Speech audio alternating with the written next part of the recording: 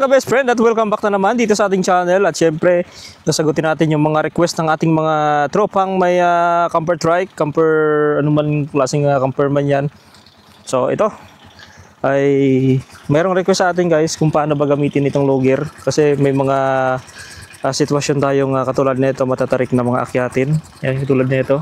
Yan, napakataas po yun mga best friend, no? So doon sa comment sa ating YouTube channel, may mga nagtatanong doon kung paano ba gamitin or tamang paggamit nitong ating low drive o yung low gear, no? Yung low gear po ginagamit po yan sa paakyat, ganyan. Hindi po yan ginagamit sa palusong, no?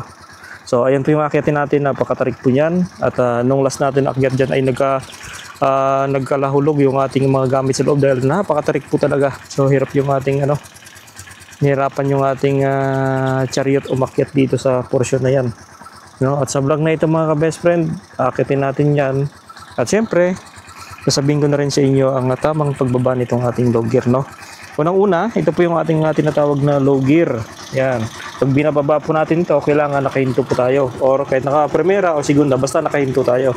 Huwag po natin ibababa siya ng habang tumatakbo dahil pwede pong masira ang ating trike o yung ating gear. No, so yun.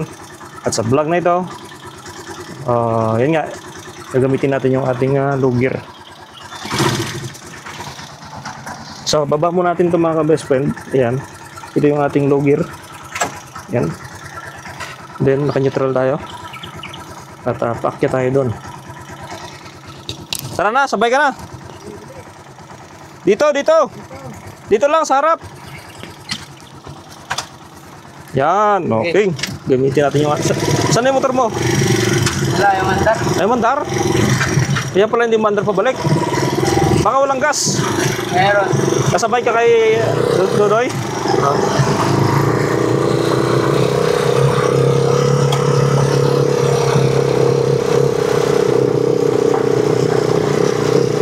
Yan. Ayun, kaya ng trasera, no?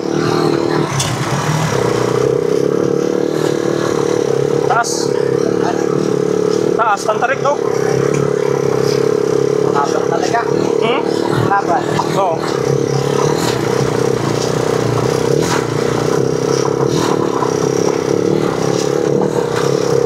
Kayang-kaya. Wow, Ilang o?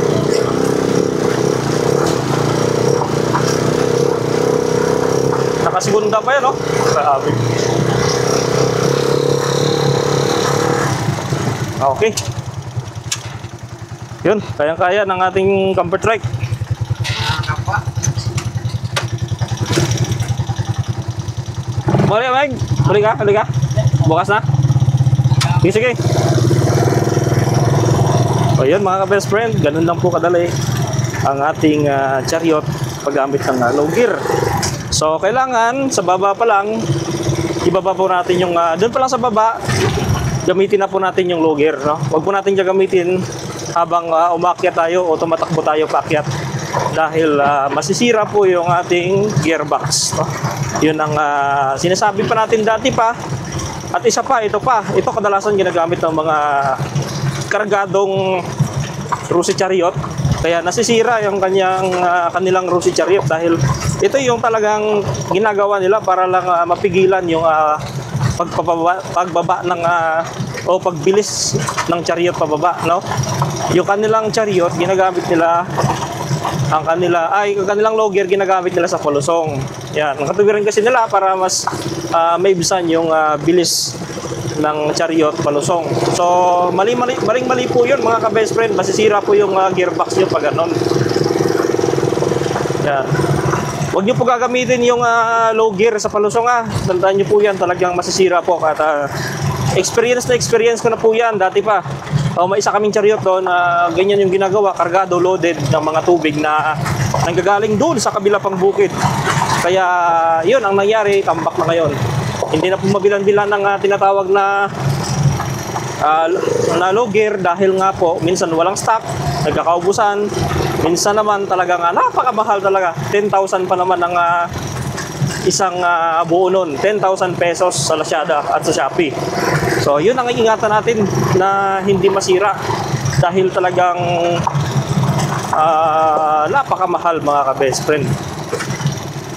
Kaya iwasan nyo po gumamit ng low gear sa palusong na kargado yung chariot nyo dahil masisira po yan. So ayan na, nasagot ko na yung tanong sa atin sa YouTube channel. So sana may natutunan kayo sa ating vlog para hindi masira yung inyong chariot. So ito yung chariot ko, matagal na to guys. Nasa 3 taon na ito, 1 taon sa unang may-ari at saka magdadalawang taon na rin sa akin ngayon. So 3 years na. So goods na goods pa naman. Wala pang damage. Ang mga damage lang nito, yun nga yung kanyang clutch cable lang naman. Yan pa lang yung naging diferensya niya. Clutch cable at yung mga aside doon ay yung mga kalawang. Madali naman solusyonan yung mga kalawang na yan.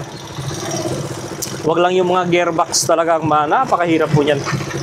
Ang madugong gastusan yan. Gearbox saka yung cross joint. Ang cross joint umaabot din ng 900 sa Rusi talaga. Pero sa Shopee bumili ako 280. Pero hindi tumagal mga ka-best friend, talagang bumibigay din. So ito lang yung masasabi ko sa chariot. Talagang gamit na gamit talaga to mga ka-best friend sa kahit anong lakbay. No, maraming karga. At isa pa, may nagtanong din pala bakit daw yung chariot niya matagtag. So sabi ko, ano ba yung chariot niyo? Sabi niya sa akin, ang chariot niya daw ay cargo type. So yun nga, kaya po matagtag yung cargo type dahil wala pong shock absorber yon. Muli lang po siya, kaya kumbaga matagtag siya o hindi maganda yung pag ng chariot o yung pag rebound. Ano ba tawag na ito? Unlike dito sa merong suspension o shock absorber na smooth yung hindi siya matagtag, smooth yung chariot, no? Yun sa mga ganito, smooth lang yung chariot natin na passenger type. Pero sa cargo type to mga ka-best friend, napakatagtag yan dito. So dati nag-deliver tayo dito, nagkarga tayo ng ilan ba yun? 10 sako na tig 25 na bigas, 25 kilos. So bali pumapatak din yun ng nasa 250. So kayang-kaya naman mga ka-best friend. Pag may karga yung cargo type, hindi siya matagtag. Pero nung pauwi ako, wala nang karga, doon ko naramdaman yung tagtag niya. As in, yung feeling mo na walang suspension o walang shock yung chariot mo. Pero itong atin, kahit walang karga, okay lang yung rebound ng shock niya. Malambot pa rin or smooth pa rin siya. Yun ang kagandahan o pinagkaiba nitong passenger type at cargo type. Yun o. Tatagalid lang tayo ng konti pero hindi siya hindi siya matutumba. Dahil po yan sa suspension, binabalance niya yung Ayan o. Oo, di ba? Ganda ng rebound sa likod. So bala ko dati pabawasan ito ng molye. Kaso nga lang nung kinargahan ko ng mga tools, siyempre kailangan din ng gamit. Lalo na yung pang-camping tools natin. Ginagawa natin dito. Okay na siya. Hindi na siya gaano maganda na yung rebound ng ating suspension. Hindi na siya matagtag.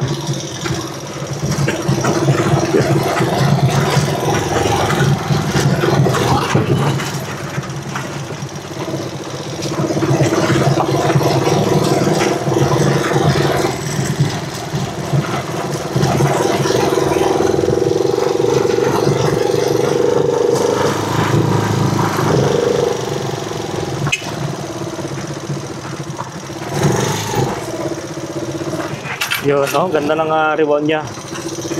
Smooth lang yung balik ng suspension. Yung suspension nito mga ka-best friend, the same lang po sa Rosco o yung multicab. Pares lang po ng suspension to.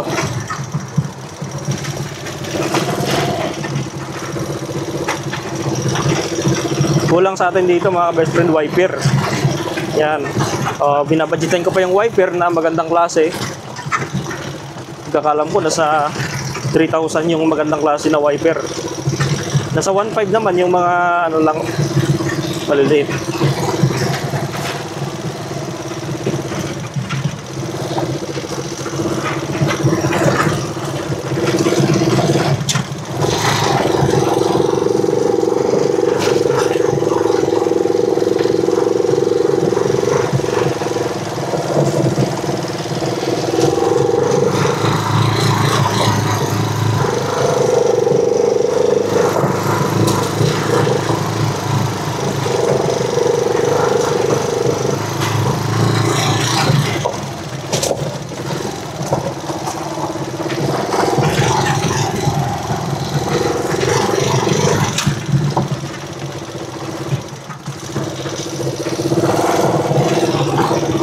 andito na tayo sa highway, mga ka-best friend.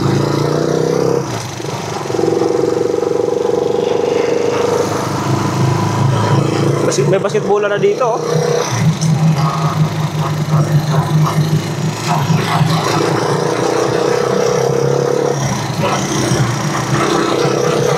Ganda ng maganda po yung area dito kasi medyo mataas, bulubundukin. Kaya kitang-kita natin yung magandang view dito.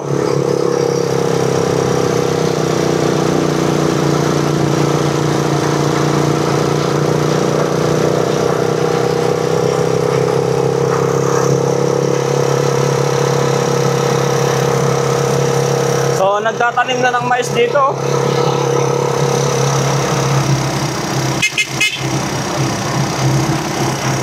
So, yun, si Tatay Kaway. Yan.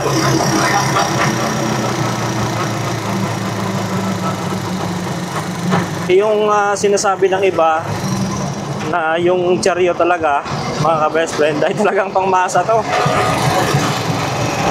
Talagang panghakutan to. Nakita ko pa nga dun sa ibang mga lugar sa Visayas na talagang kinakargaan nila ng mga troso. 50 na sako ng samento, grabe. Ang bigat nun, mga ka-best friend. Pero kayang-kaya pa rin talaga ng chariot kahit gaano kabigat. O malaking tulong itong kanyang logger.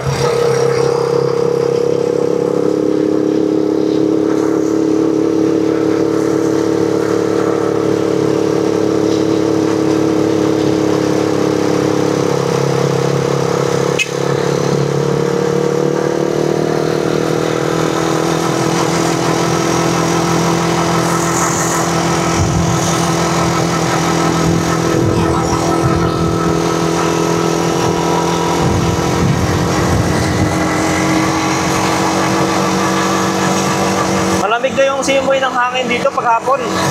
Parang malapit na yung tag-ulan dito sa sa Cagayan. Kasi tuwing hapon, maramdaman namin dito yung lamig. At pag-ubak-ubukan ng mga ulap, yan po yung sinyalis ng tag-ulan na. Pero yun nga, tuwing umaga, hanggang tanghali, ay sumisikat pa rin yung haring araw. Then, pagpatak naman ng hapon, medyo makulimlim na naman na parang uulan. Pero hindi naman umuulan. Magkakaroon lang ng thunderstorm. Yan.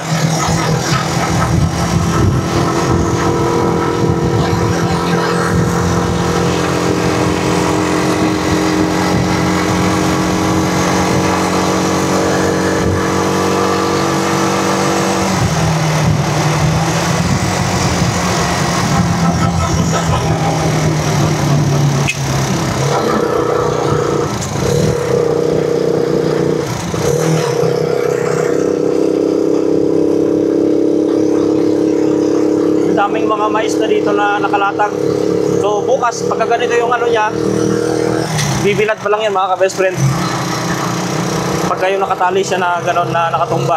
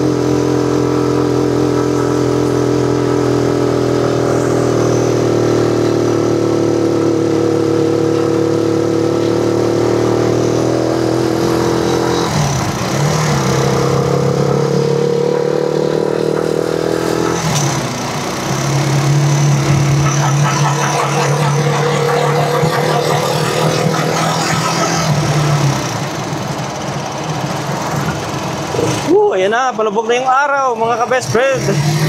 Gagabihin na naman tayo.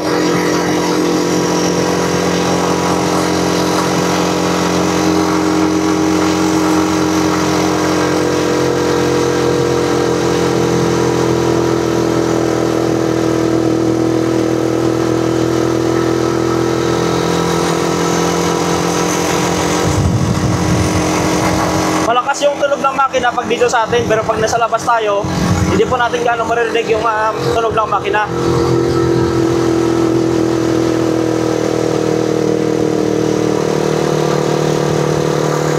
Kasi ilalim po kasi ng upuan natin yung makina, kaya maingay.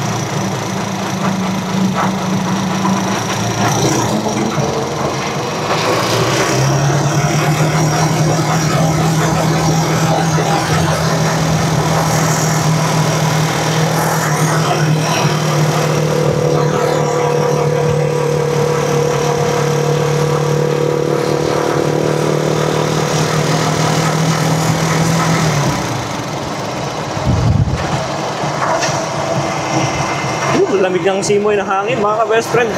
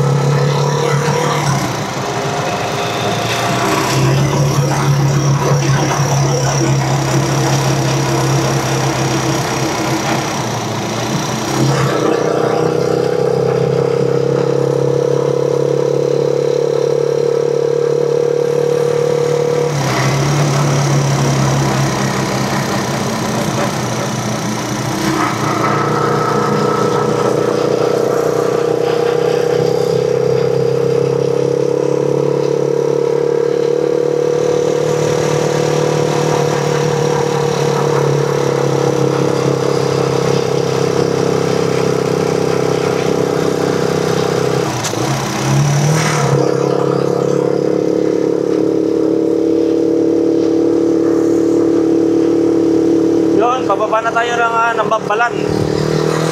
Nambabalan, Tuguegarao City. Sakop pa yun ng Tuguegarao, mga ka-best friend, yung Nambabalan. So, ayun yung pagitan ng boundary po yan ng San Pablo, Isabela at ng Tuguegarao City.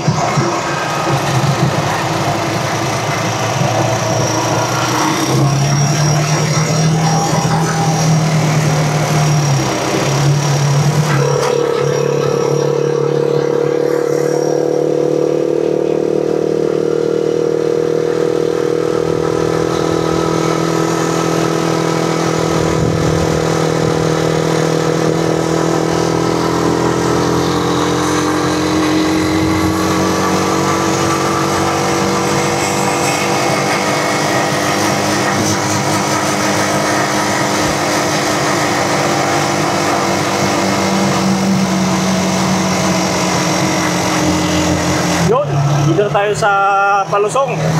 Kitang-kita na yung Cagayan River. Malawak na Cagayan River.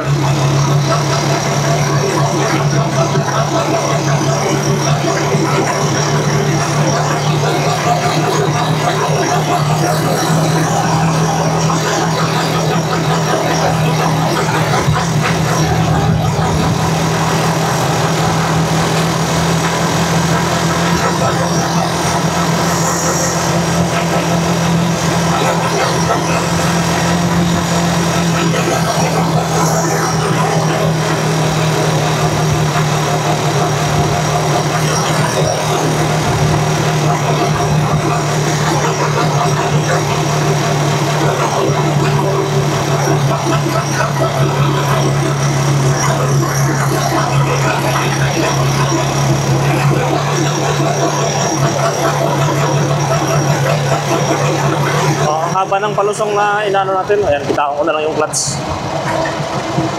Haba ng palusong na ito mga ka-best friend.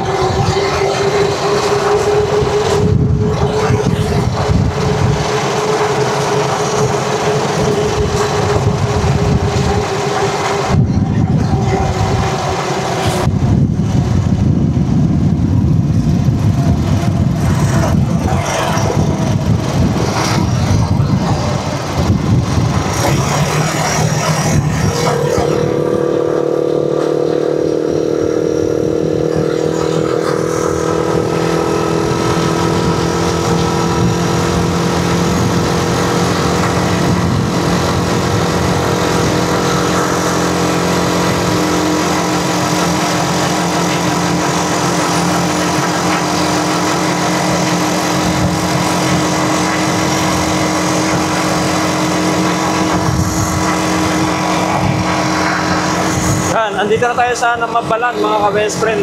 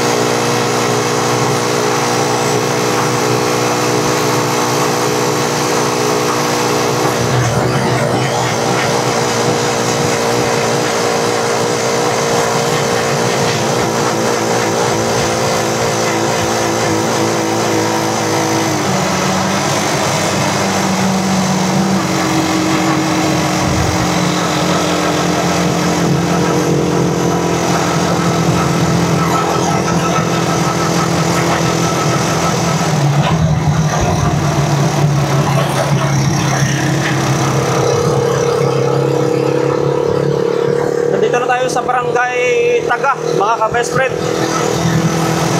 So, suabe lang yung takbo natin. Hindi tayo mabilis ngayon. Wala naman tayong hinahabol na oras.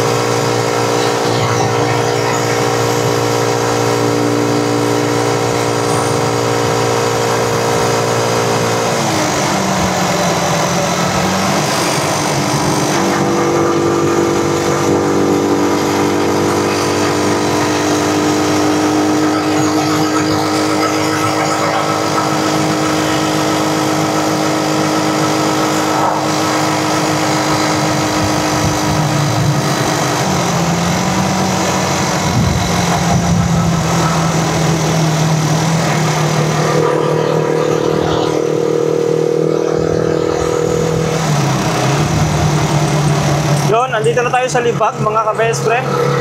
So, tuloy-tuloy na lang tayo ng Tuguegarao City.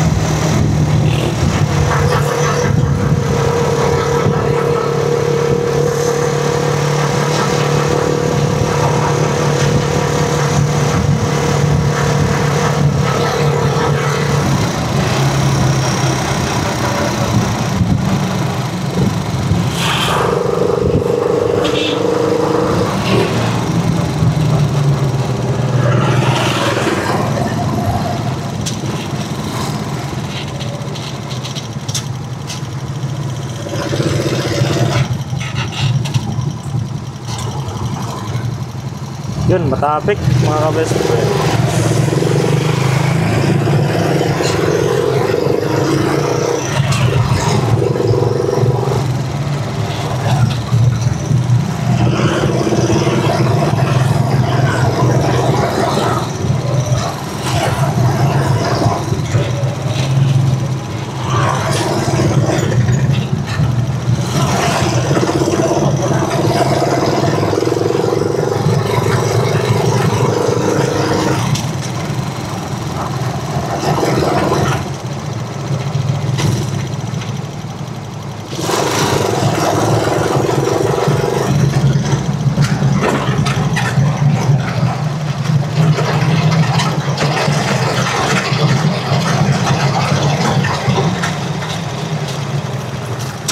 Yun, nandito tayo sa Kapatan Bridge.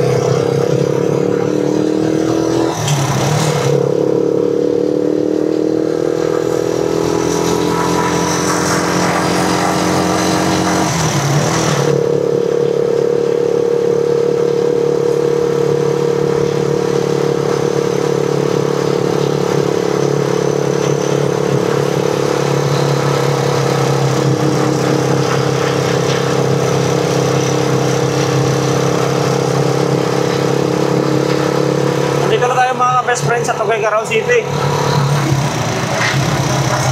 So, wala pa sa oras, nandito na tayo guys.